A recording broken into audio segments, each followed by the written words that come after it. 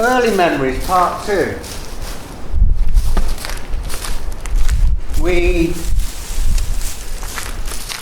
moved with our new dad to a place called Warwick. And we moved into a street called Bridge Street. Number 43 Bridge Street. It was a rented house and it had a big weeping willow in the back garden. And we kind of liked it. Now the street was a big cul-de-sac. A really big cul-de-sac. It kind of was long and it had houses either side.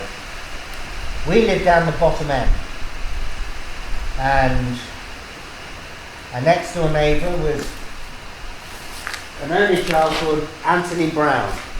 And his mum's name was Sylvia Brown. And his dad's name was Bode. And I've always thought that was a great name. He also had an uncle called Uncle Nick. And Uncle Nick used to work on this, his yard was on the same industrial estate as the set of the Wombles. I always loved that, because the Wombles were on telly all the time. When, you know, if you're not familiar with the Wombles, then do a search. But they used to have well, we were led to believe it was filmed there. I might actually look into where it was actually filmed to see if it was anywhere near there. Anyway, Uncle Nick died young. It was a shame. Because he was a bit of he was a character. We were only young, but he was friendly. And over the road, we had Richard Lever and his sister. He was nicknamed Bog Lever, and then Bog Roll for some reason.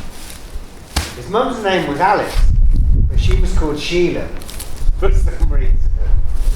Anyway, Sheila used to babysit for us, and then one day in secret, she told us her real name. And his dad used to work in the post office around the corner, and the post office was very multifunctional then. It basically was a small shop as well, and it sold toys and things, and yeah, it was always an interesting place. You could always get a kind of a balsa wood aeroplane or something like that from there as well, or an Airfix kit. You know, it was had something for everybody. The old post office. And then we had the Langstons to our right. Now, we had to go to church, and it was part of it. It was essentially a sort of Christian community, but not really. You know, it had a mixture of people there. But most people in the street went to church on a Sunday. So we started going.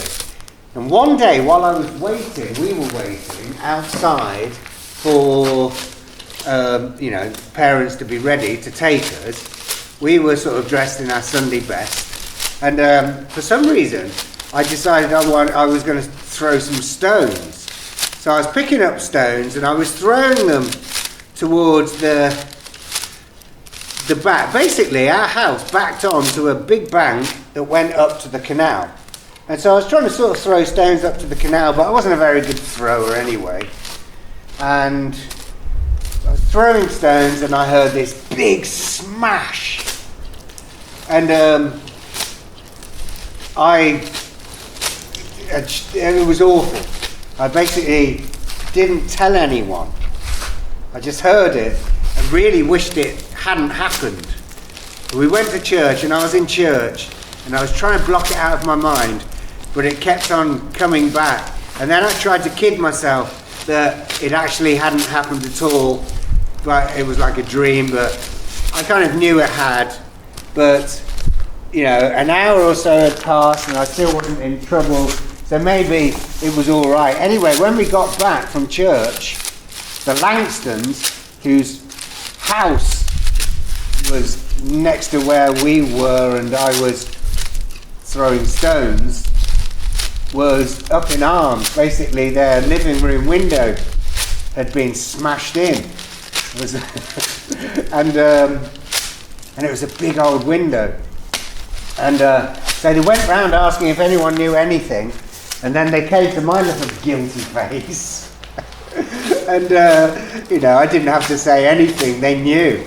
And because I wasn't going to lie, but I hadn't gone forward. And basically, because I hadn't actually told anyone or admitted admitted it to anybody, and I tried to conceal it, that was a lot worse.